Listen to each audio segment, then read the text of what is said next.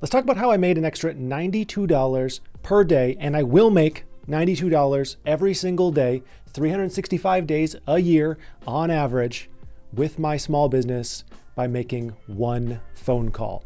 So if you are interested in finance whatsoever, or if you're a small business owner, this should come as very interesting to you. And this is for all the people who comment and say, can you please go a little bit deeper into the small business side?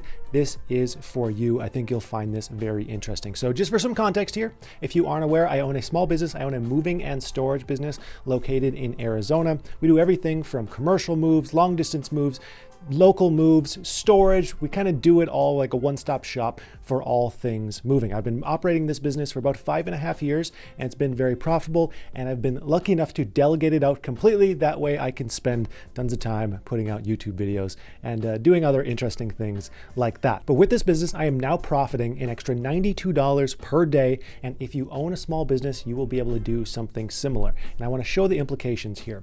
So first, I want to start off with this daily profit and loss sheet that I use. If you've been following my videos for a while, you're probably familiar with this because I've shown it probably 4 or 5 times on this channel. Basically, all it is instead of a quarterly profit and loss where your bank statements and your revenues and everything get reconciled at the end of the quarter, and then you can see, oh, hey, did we make money or not?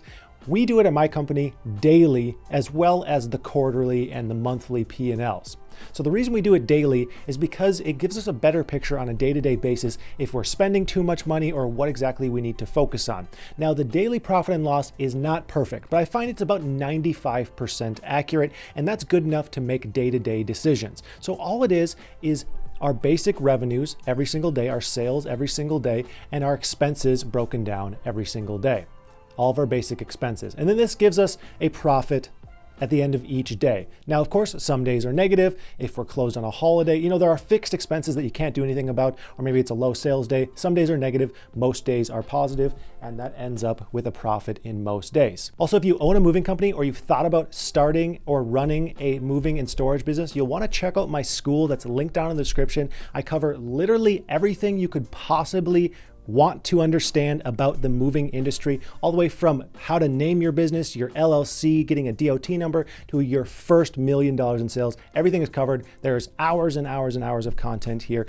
Everything I know, I poured my heart into this thing. So check that out if you're interested in the moving industry. Now, there's something interesting here that I wanted to highlight that I've done to now make far more money without any extra work in my business. And that is raising the rates.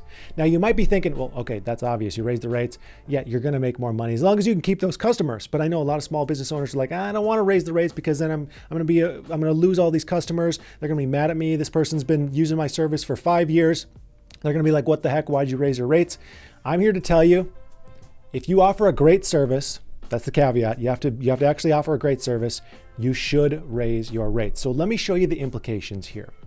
I raise the rates for my moving company. We raise them by $20 per hour, which comes out to about almost 20%. We almost raised our rates by 20%. So it's a significant bump here. And the reason we did this is because it's actually been a long time coming.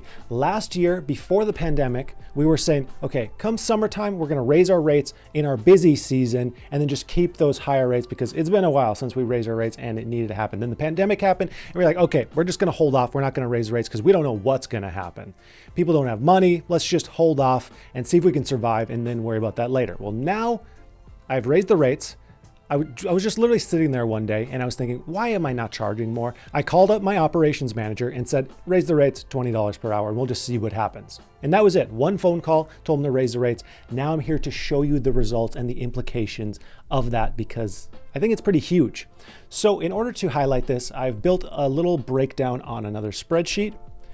So we can see here that I've broken down my sales and my profit in the month of April before the rate change and the month of May. Now for the sales here, this is only in-town jobs. I deleted all of our long-haul jobs because the margins are completely different. The pricing is completely different for those, and that would skew the numbers here. So we're just using in-town jobs for this calculation to see the actual impact of raising these rates. So we can see in April with just in-town jobs, this doesn't include our storage, doesn't include sales of supplies, anything like that. Doesn't include any of that. Just in-town moving jobs. Okay, so our sales in April, 43,916 of this type of job. In May, 42,903, so slightly less in sales, slightly less. Here's the profit for each month. In April, it was 13,644, and again, that was just for those small in-town jobs. This isn't long hauls, isn't storage, or anything like that. In May, it was 16,243, so higher profit already. We're seeing that higher profit with fewer total sales. Now here's the total jobs we did. Again, just these in-town jobs. In April, there were 72. In May, there were 66. So again, fewer jobs, more profit, less total sales. The revenue per job, the average job size in town, in May, $650. In April, $609. Now the profit per job, this is where things get exciting. Profit per job in April, $187. Profit per job in May, $246. So a nice jump, and that increased the margin from just over 30% to over 37% margins. This is again based on the daily P&L.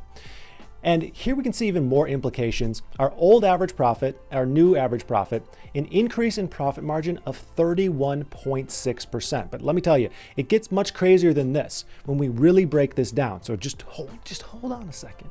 Okay, here's a one-year example. One-year example, just multiplying all these numbers by 12, just for the sake of ease here. We can see the sales slightly lower in the higher rates example. We're just scaling everything times 12. The profit, though, dramatically higher in the higher rate scenario, fewer jobs, and then the revenue per job stays the same. So the additional profit, scaling this times 12, just in raising the rates, is $33,348, doing nothing different. Not one thing is different about the operation. We have no additional trucks, no additional employees, literally just increasing the rates. That's enough to pay one full-time employee, or that's enough to raise the pay for my current employees and help attract even better help. There are tons of opportunities here with an extra 33 grand a year that I would, who doesn't want an extra 33 grand a year? I know I do. But it gets even deeper. So in order to highlight this even more, let's hop over to the iPad here.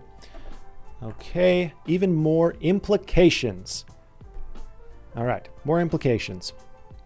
Doing less to earn more. So in order to earn $16,243 in profit in May, that was the May profit. In order to earn that much profit in April with the lower rates, I would have had to complete 87 jobs, which is 15 more jobs than I did complete, which is 20.1% more jobs to make the same profit that I did in May after raising the prices. All right, so why is this important? Why do I care? 20% more. This is 20% more labor. That means 20% more employees, 20% more employees that I have to train, 20% more personalities that I have to deal with, that my office staff have to deal with. In a time where this is the hardest it's ever been to hire employees. And I'm not a person who likes to complain about, it's impossible to hire good help. It bugs me whenever people say that. But I will say I've had employees since I was 18 years old. So in 7 years, this is the hardest it's ever been to hire good help, even though we offer the most competitive pay. But that's also 20% more trucks on the road, which just means more truck payments, more chances of trucks breaking down and issues with trucks, 20% more traffic tickets, on the one-off time that there's traffic tickets, 20% more issues having to do with trucks, which is a big issue with a trucking company. That's also 20% more calls to customers. My admin have to spend way more time booking each individual job, talking to the customer the day of, collecting payments, everything that goes into a job, and just 20% more admin time. Also, we want to talk income versus assets. I think it's important as a small business owner to also use ratios and use the finance that large businesses use. And an important metric is your income to asset ratio. So let's say I have $161,500 in income, which is the old income before I raise the rates, that I make on $200,000 in assets. That's an asset to income ratio of 1.23.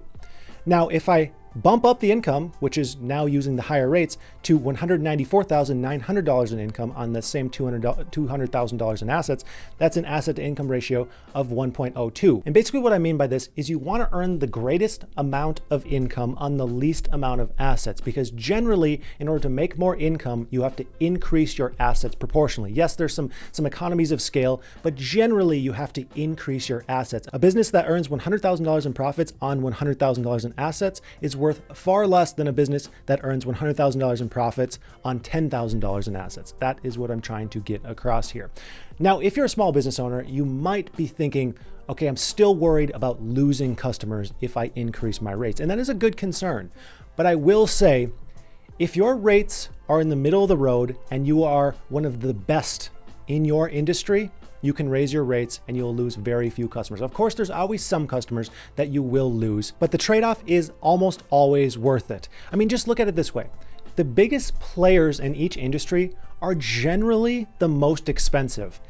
And a lot of times, the reason that they're able to expand and grow the way they do is because they have so much more profit to reinvest into the company. And then they do a good job. And then that's a positive feedback loop of growth and more profit and growth and more profit. And that is where you want to be as a small business owner. And that's why I really want to hammer this home, that if you offer an awesome service, you want to consider charging more, earning more, and having less work to do to earn more. It's a good place to be in. So I hope that this was helpful.